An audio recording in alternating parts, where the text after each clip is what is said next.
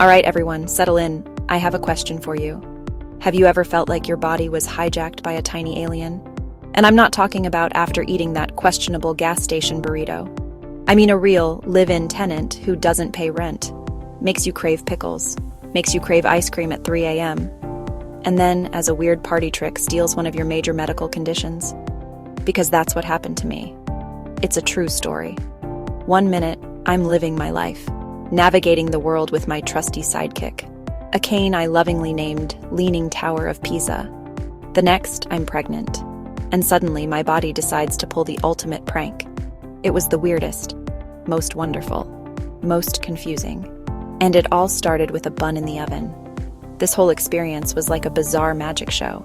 I was both the magician and the person in the audience going, wait, what just happened? Hold up, time out. Quick intermission, because apparently this is what all the cool YouTubers do. Laughing, nodding, just mildly confused about how we got from aliens to Wi-Fi. Now's your moment. Go ahead, hit that like button. Yes, that one. The one that looks like a tiny digital thumbs up. It won't bite, I promise. And while you're at it, subscribe. Seriously, why haven't you done it yet? It's just sitting there looking all lonely and underappreciated, like my last slice of pizza before the baby. Trust me, it's way easier than figuring out pregnancy cravings. So smash those buttons and let's get back to the weird, wonderful chaos. Before the baby, my daily routine involved a careful calculation of my energy levels. Getting out of bed was like solving a Rubik's Cube. Walking to the kitchen felt like a marathon. I had this whole relationship with my multiple sclerosis, you know? We had an understanding. I wouldn't push it, and it wouldn't, push me down the stairs. It was a delicate balance. But then pregnancy came along and just threw the whole rule book out the window, lit it on fire, and then used the ashes to fertilize a potted plant. It was chaos. Beautiful, baffling chaos. Think of your brain as the Wi-Fi router for your body. It sends out signals to your legs, your arms, your eyeballs, telling them what to do. Hey leg, time to walk. Hand, please grab that last slice of pizza before someone else does.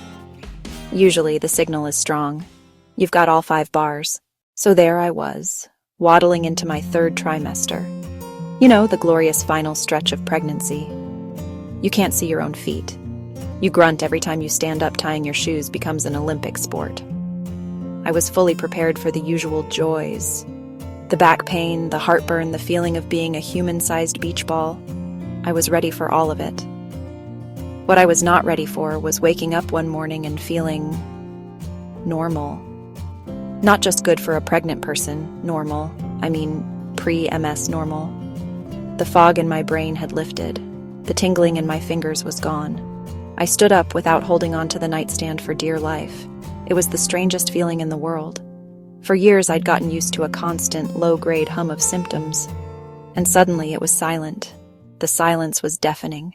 So you're probably wondering, what kind of sorcery is this? Did the baby cast a spell? Was it the pickles, the ice cream?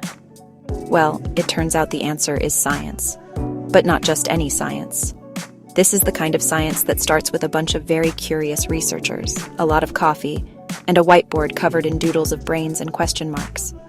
Picture this. Scientists in lab coats start noticing something odd. Pregnant women with multiple sclerosis are suddenly feeling better. Like, way better. Less tingling, less fatigue, more pep in their step. At first they think, maybe it's just the glow of pregnancy. But then, more and more cases pop up. The scientists start connecting the dots, and suddenly, it's like a medical episode of Scooby-Doo. So they launch studies, clipboards come out, charts are made. There are graphs, and probably at least one person spills coffee on the data. They test blood, measure hormone levels, and compare notes. And then, cue dramatic music, they spot the pattern. A hormone called estriol is off the charts in these pregnant women, right when their MS symptoms vanish. Suddenly, the lab is buzzing. Researchers are high-fiving. Someone's doing a happy dance, and the head scientist is probably calling their mom to say, "You won't believe what we just found." But it's fun science. The kind of science that involves a superhero hormone that swoops in to save the day. Estriol, the unsung hero, steps into the spotlight.